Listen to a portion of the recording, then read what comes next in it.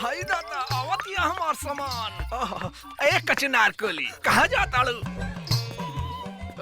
ए जी हमरा के डिस्टर्ब मत करी, जाए दी। वो हमरा के राह देखत हुई है।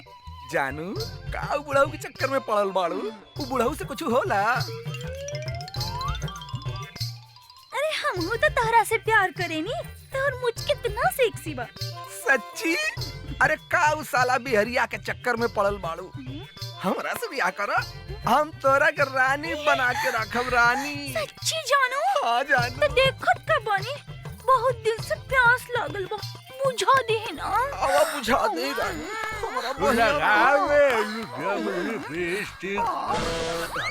प्यास बुझा दे।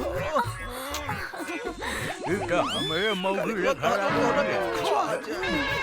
अरे हमें मौगी है।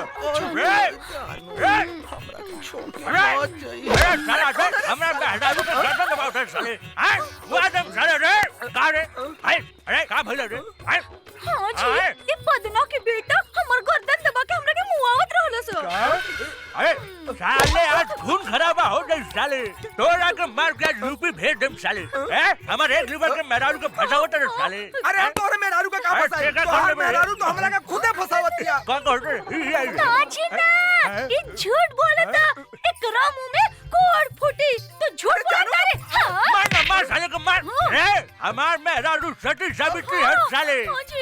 हमरा छोड़ कर दूसरा देख ना सके। रे साला एही से कहल जाला कि तहनी के पक्का झूठा हुआ सन।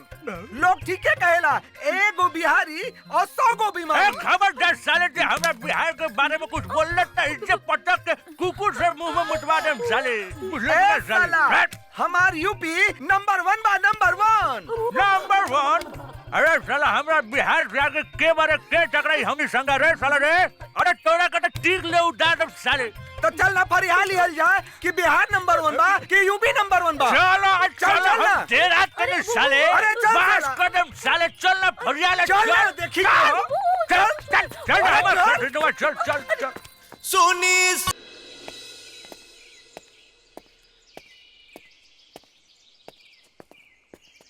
अरे ई तो जमनवा मॉडल बन के घूमे लागल। अरे का ड्रेस पहले बिया। लाली लाली होठेवा से चुएला ललैया हो की रस चुएला, हो की रस चुएला, जैसे अमवा की मुजरा से रस चुएला, हो की रस चुएला। वाह वाह वाह वाह, तहार मुंह से भी रस चुएता है बाबू। मन तो करता हम यही जान दे दी रहुआ खातिर। एक 2 घोट रसवा में से हमरा के पिया दी ना। 2 चम्मच हमरो के पिया दे हमार रस भरी। 2 बीघा नामे कर दे। सच्ची? हाँ। और रस पिए के बाद? ना ना नहीं के पिए के। ना जमुना दीदी हमरा तो कुछ लोग तो नहीं के। फिर कब कोनो लड़की के छेड़बे? ना दादा ना, सारा माला की लड़की से हम राखी बंधवा ले, सबके अपन बहन बना ले। माफ कर दी। चल निकल। भाग। कौन भूत समागल? आयो दादा।